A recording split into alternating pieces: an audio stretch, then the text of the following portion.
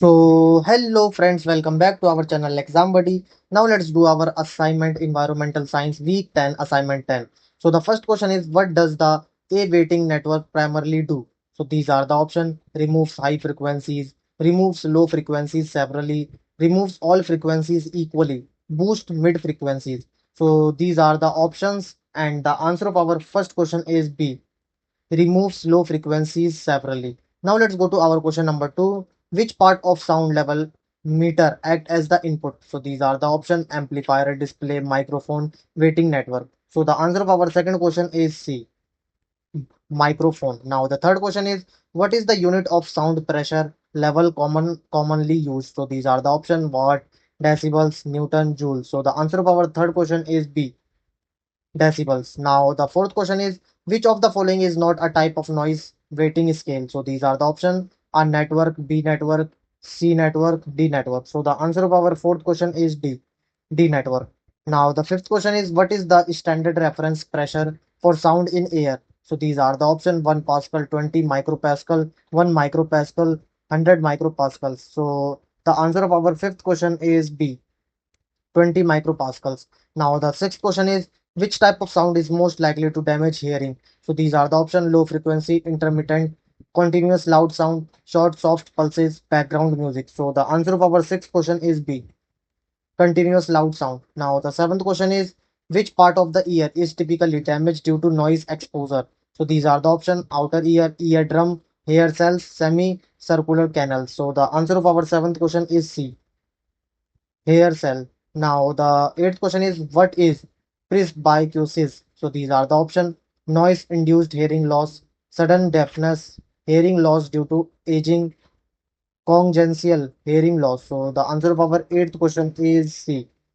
Now the ninth question is, which sound level marks the threshold of pain? So these are the options: 80 decibel, 100 decibel, 120 decibel, 140 decibel. So the answer of our ninth question is C, 120 decibel. Now the 10th question is, according to inverse square law, if distance doubles intensity. So these are the option: quadruples, halves stay the same, reduced by 1 by 4. So the answer of our 10th question is D, reduced by 1 by 4. Now the 11th question is, which frequency range falls under infrasound? So these are the option: frequencies greater than 20 kilohertz, frequency between 20 hertz and 20 kilohertz, frequency below 20 hertz, frequencies below frequencies between 20 kilohertz and 2 megahertz. So the answer of our 11th question is C, frequencies below 20 hertz. Now the 12th question is, during a 40-minute monitoring period at an industrial site, noise levels were recorded using a 5-minute sampling interval. For the first 30 minutes, the average sound level was 90 decibel, and in the final 10 minutes, the noise dropped to 70 decibel ampere. What is the equivalent continuous sound level for the entire 40-minute period? So these are the option, and the answer of our 12th question is B. Now the 13th question is, a compressor emit a sound power level of 124.5 decibel, reference 10 to the power minus 12 at 1000 hertz. Calculate the resulting sound pressure level SPL, measure 150 meters downwind on a clear summer afternoon when the wind speed is 5 meter per second, the temperature is 20 degrees Celsius, relatively humidity is 50%, and barometric pressure is 101.325 kilopascal. Under these conditions, air absorption causes an attenuation of 0.94 decibel, and ground reflection causes a total attenuation of minus 2.21 decibel, meaning the noise level increases due to reflection. So these are the option, and the answer of our 13th question is A. Now the 14th question is, a sound wave travels through a medium at 410 meter per second and has a frequency of 6000 hertz.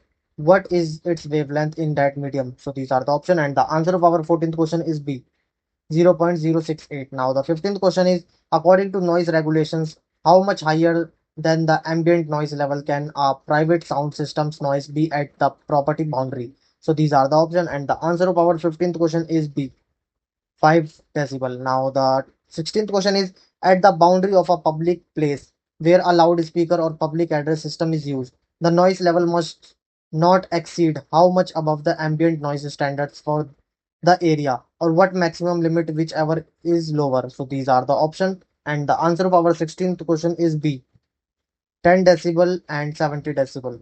Now the 17th question is within which frequency range is the human ear most sensitive to sound? So these are the option and the answer of our 17th question is C.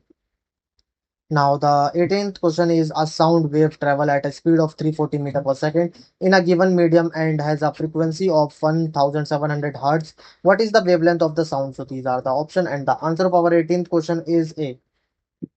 Now the 19th question is if sound A is 20 decibel, how many times louder is a 40 decibel sound compared to sound A? So these are the option and the answer of our 19th question is C. 100 times louder. Now the 20th question is what type of scale is the decibel scale? So these are the option linear, exponential, logarithmic, polynomial. So the answer of our 20th question is C. Now submit your answer. Thank you friends for watching our video.